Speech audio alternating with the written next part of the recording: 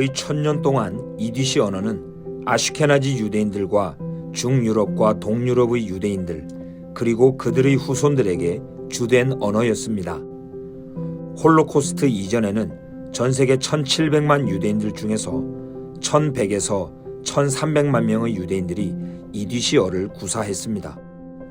하지만 홀로코스트 때 죽은 약 600만의 유대인들의 85%가 이디쉬를 구사하는 자들이어서 홀로코스트 이후에 이디쉬어 사용이 급감하게 됩니다.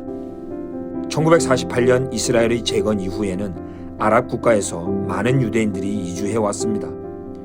그러자 이 동방에서 온 유대인들과 그 후손들은 즉시로 유대인 인구의 반 이상을 차지하게 되었습니다. 모두가 예배와 종교 활동에 쓰인 히브리어에 조금 익숙해 있었지만 어느 누구도 이디쉬어를 접해보진 못했습니다. 많은 세속 시온주의자들은 히브리어를 유대인들의 유일한 언어로 정해서 국가의 연합을 도모하려고 했습니다.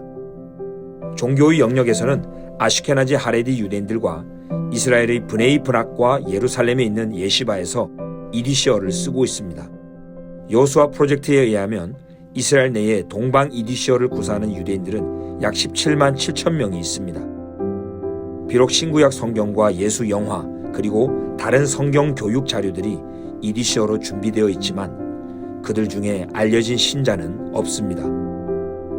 주님께서 유대인들의 마음을 부드럽게 하사 예수는 이방인을 위해서 기독교라고 불리우는 새로운 종교를 창시한 분이 아니라 그들이 오랫동안 기다리던 유대인의 메시아임을 보게 해달라고 기도합시다. 또한 하나님께서 지혜와 계시의 영을 메시아닉 유대인들에게 부어주사 그들의 형제 유대인들에게 하나님의 사랑으로 다가가서 구약과 신약에 있는 복음의 신비와 그리스도의 비밀을 보여주게 해달라고 기도합시다.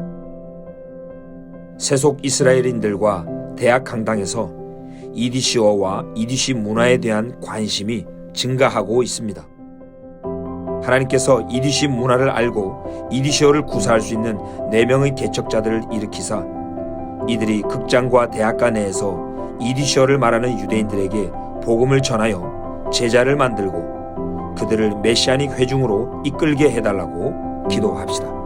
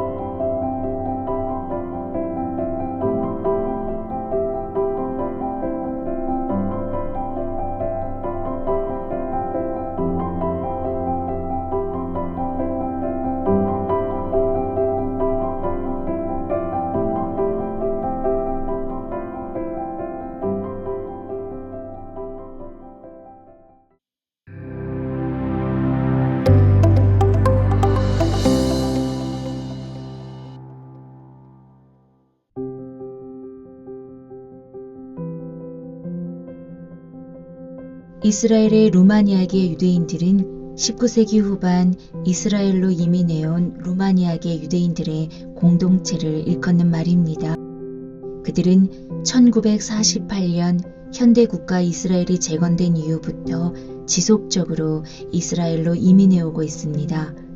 1930년대 2차 세계대전과 공산주의 몰락 이후 엄청난 수가 이스라엘로 알리아에서 돌아왔고 이스라엘에서 태어난 이들의 자녀들과 손주들은 이스라엘 인구의 약 10%를 차지합니다.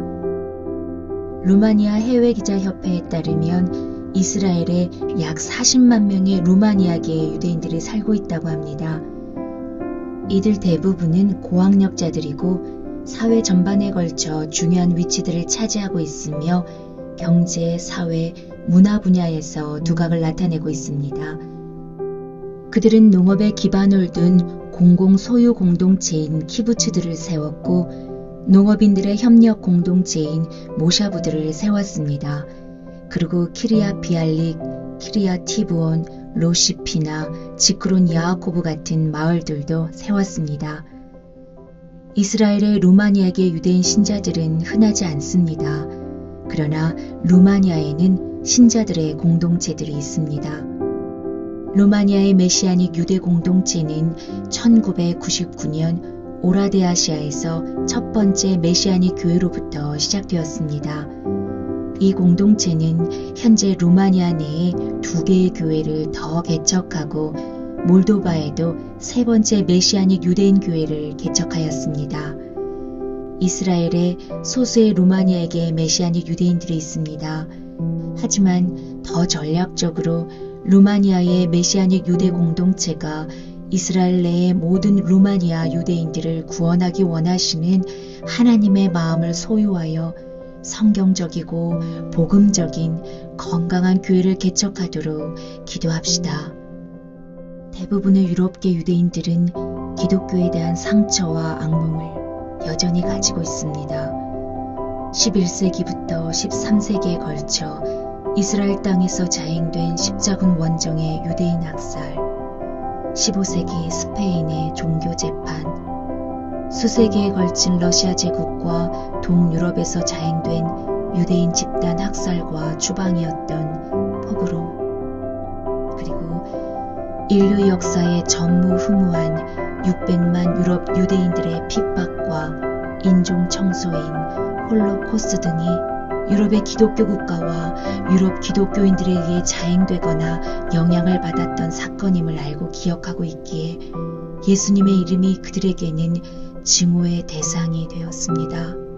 이스라엘에 있는 약 300개의 메시아닉 교회들과 크리스천 선교사들이 이 유대인들의 상처를 이해하고 그들에게 회개와 겸손 그리고 사랑으로 다가가 소금과 빛의 삶을 보이며 복음을 전하여 예수님의 이름의 영광이 회복되도록 기도합시다.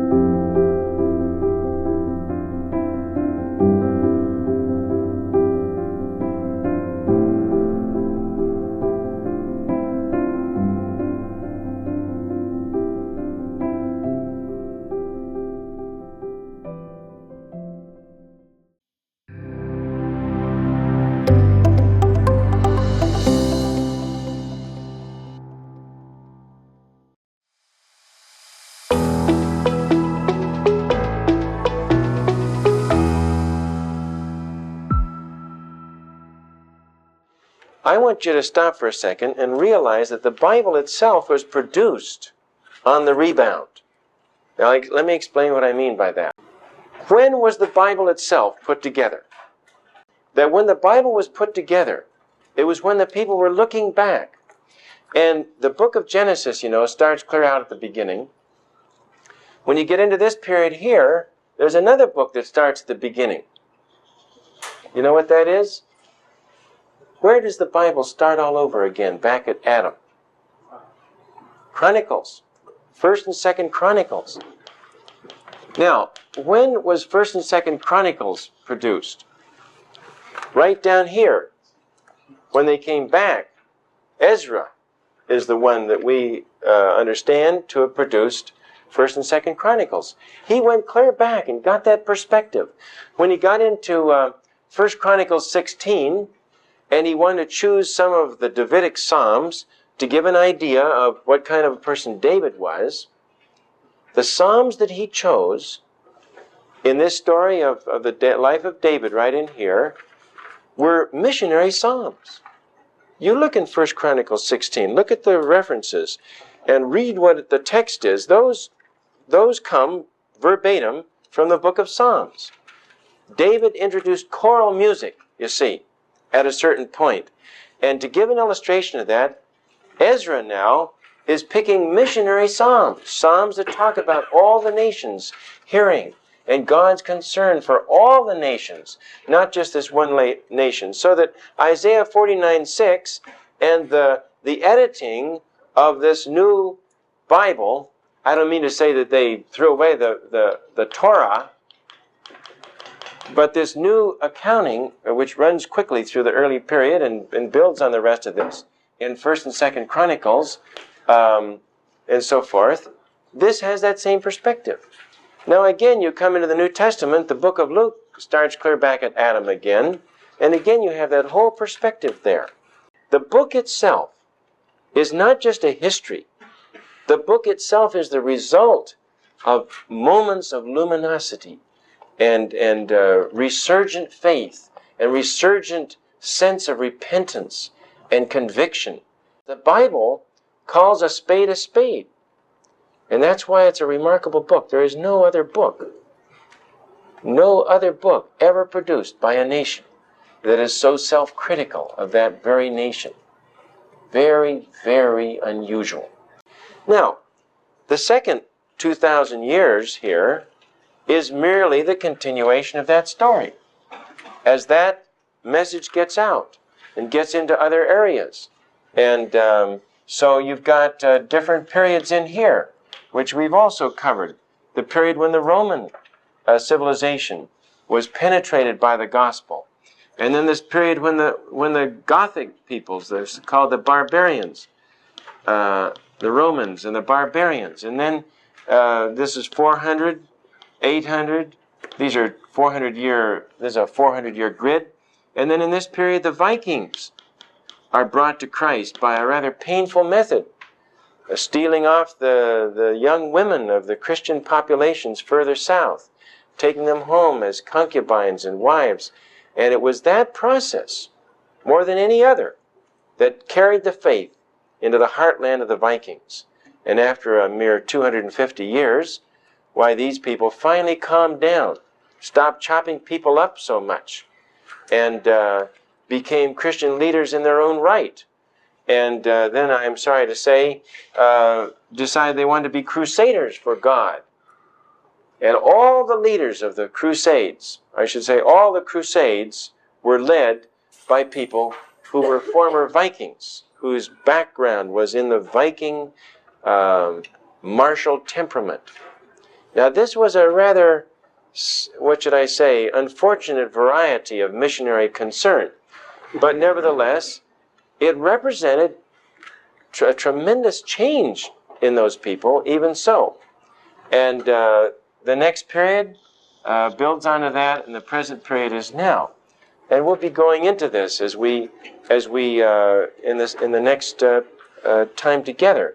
But the fact is that in each of these cases, nations were unfaithful. The Roman Christians did not send missionaries as a generalization. All they did was argue and pull out each other's hair over theological issues, and the people that they exiled, in this particular instance, these were the followers of a man named Arius. Notably, hundreds of leaders were exiled because they held to the particular theology of this man. They booted those people out of the empire, and they became the reluctant missionaries, the Jonahs, if you will, of the situation. So let's put the Romans down, give them an F for the course, just like the Jews. The Jews didn't spectacularly activate themselves in missions, neither did the Romans, but God said, "My glory shall fill the earth." And he used these heretics to preach the gospel to the barbarians. And when the barbarians flooded into Rome, they were already Christians of a sort, with a defective Christology. And the barbarians finally got closer to the Bible and understood it, and one of the great leaders, Charlemagne, had hundreds of copies of the Bible made, and so forth. Then the Vikings came into the picture. Now, the Vikings were not reached by missionaries sent out by the Gothic tribal peoples who became Christians. And so what happens? When we do not send missionaries, God takes away our liberty. And the Vikings came in and just practically ran Europe from that point on. The next period here was another period when, as a matter of fact, they really didn't activate themselves very much, although things were getting better. The period of flourishing of the Christian faith, which at the end of each of those 400 years takes place, was more exaggerated than ever before. You had a stronger, more powerful Christian movement than ever before. And now the friars came into the picture. And they really did go to the ends of the earth. And things began to move. And finally you come into our period, which we'll be pursuing in the next hour, and things in an unprecedented sense have gone intentionally to the ends of the earth.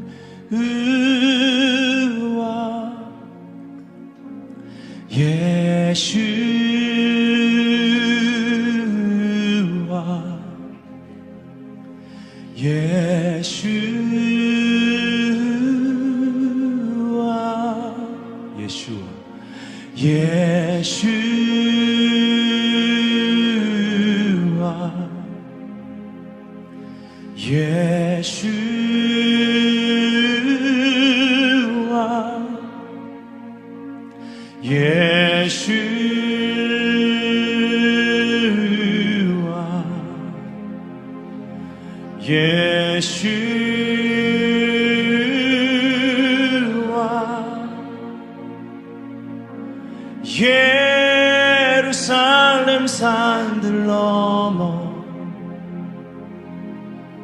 달려오시네.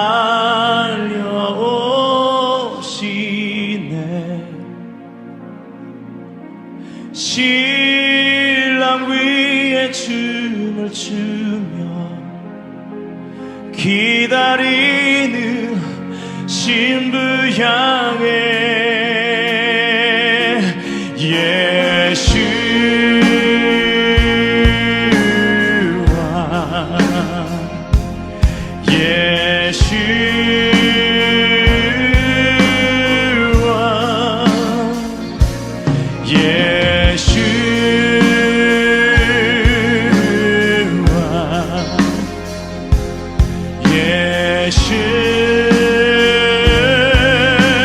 예수와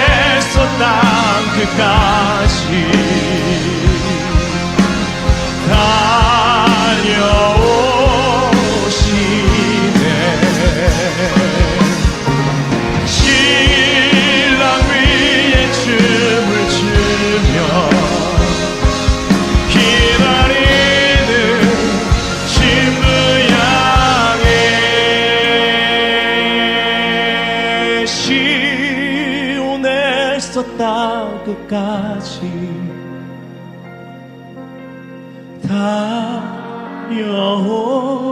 다녀오시네. 신랑 위에 춤을 추며 기다리는 신부 향해 한라에서 백두까지